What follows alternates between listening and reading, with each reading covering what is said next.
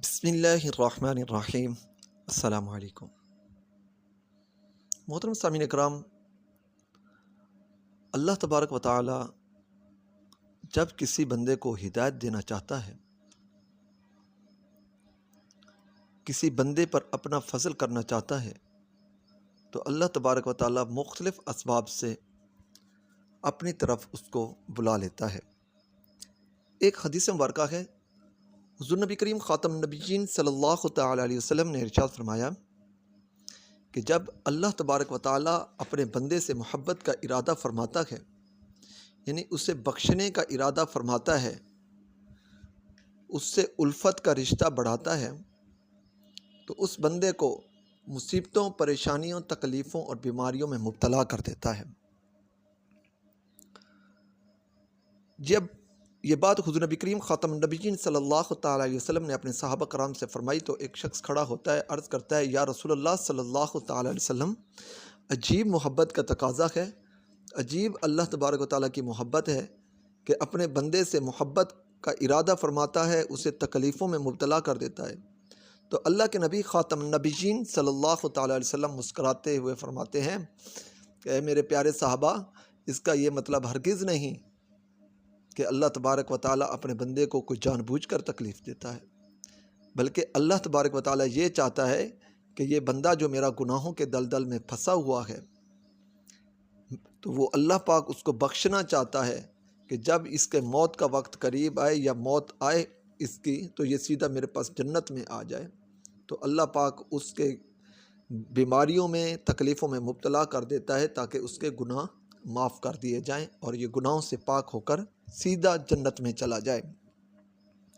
تو اسی طرح اللہ تبارک و تعالیٰ جب کسی بادشاہ کو یا کسی اعلیٰ عہدیدار کو راہ فقر عطا کرتا ہے یا ہدایت عطا کرتا ہے، دین کا جذبہ اور اپنی محبت عطا فرماتا ہے، تو کسی نہ کسی ایسے شخص کے توسط سے اس کے دل میں اپنا رعب، اپنی محبت اور اپنا خوف ڈال دیتا ہے۔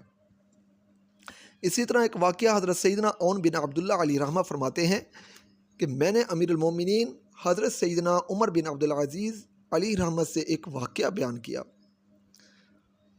واقعہ کیا بیان کیا کہ تو ان کے دل پر اس واقعے کا اتنا گہرا اثر ہوا کہ وہ غمگین ہو گئے۔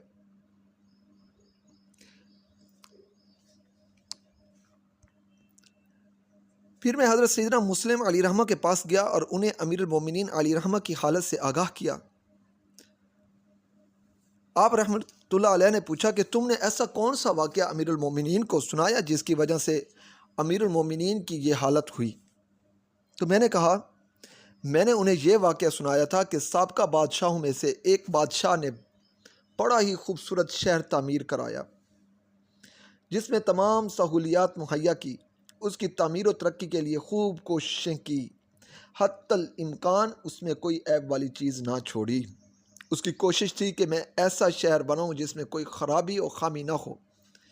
جب اسے اطلاع دی گئی کہ شہر کی تعمیر مکمل ہو چکی ہے، تو اس نے شہر میں ایک پرتکلف دعوت کا اہتمام کیا اور لوگوں کو باری باری شہر میں بھیجتا رہا۔ دروازے پر سپاہی کھڑے کر دیے تاکہ دعوت کھا کر آنے والے ہر شخص سے پوچھا جائے کہ ہمارے اس شہر میں کوئی نقص یا خرابی تو نہیں۔ جس سے بھی پوچھا جاتا وہ یہی کہتا کہ اس شہر میں کوئی عیب نہیں، یہ ہر لحاظ سے مکمل ہے۔ دعوت کا سلسلہ چلتا رہا۔ سب سے آخر میں چند ایسے لوگ شہر میں داخل ہوئے جن کے کندھوں پر تھیلے تھے، درویشانہ انداز تھا۔ جب ان سے پوچھا گیا کہ کیا تم نے بادشاہ کے اس عظیم و شان شہر میں کوئی عیب دیکھا ہے، تو انہوں نے کہا، ہاں، ہم نے اس میں 2 بڑے عیب دیکھے ہیں۔ یہ سن کر سپاہیوں نے ان خرقہ پوش بزرگوں کو پکڑ لیا اور بادشاہ کو اطلاع دی۔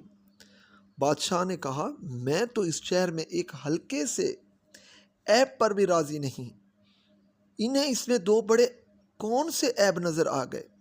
جاؤ جلدی سے انہیں میرے پاس لاؤ۔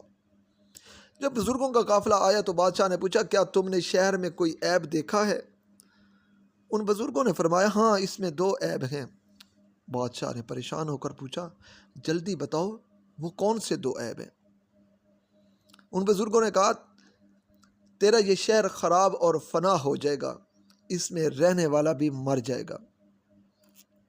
سمجھدار بادشاہ تھا، اللہ پاک نے اس کو ہدایت دینی تھی ان بزرگوں کے توسط سے۔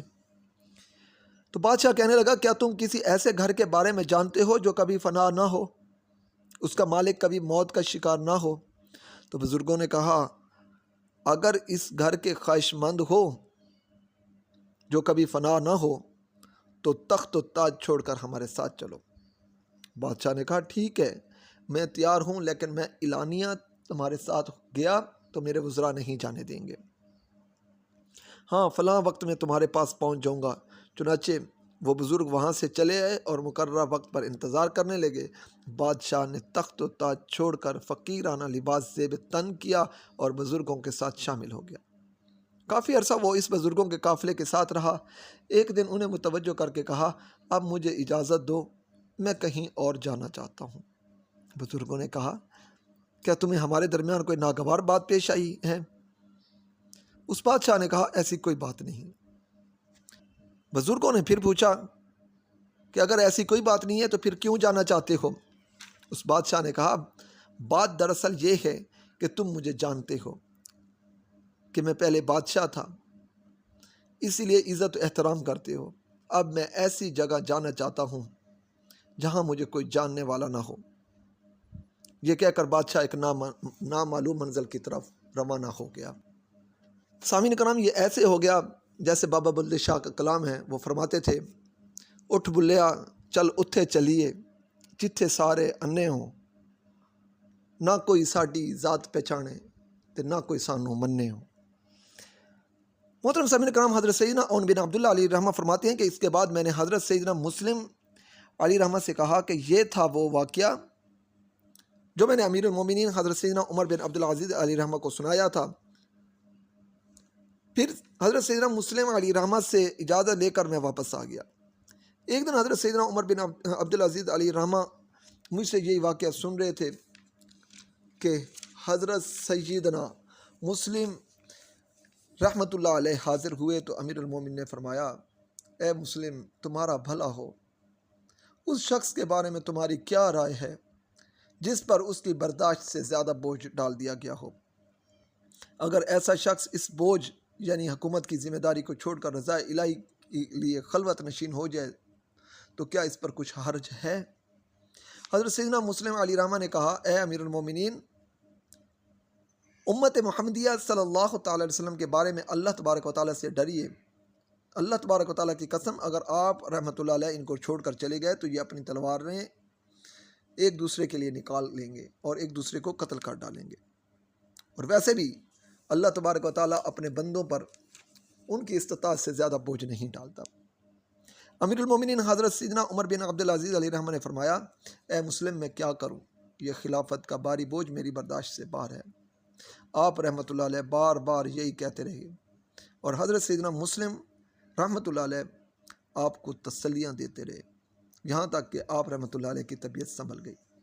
تو محترم سامعین کرام، یہ تھے ہمارے اسلاف، جن کو سلطنت یا بادشاہت کچھ بھی مل جائے تو اس کی ذمہ داری سے گھبراتے تھے، اس لیے گھبراتے تھے کہ قیامت کے روز رعایا کے بارے میں سوال کیا جائے گا، ان کے حقوق کے بارے میں سوال کیا جائے گا، اس سلطنت کے اندر جانوروں کے حقوق کے بارے میں پوچھا جائے گا، پتھروں کے حقوق کے بارے میں پوچھا جائے گا۔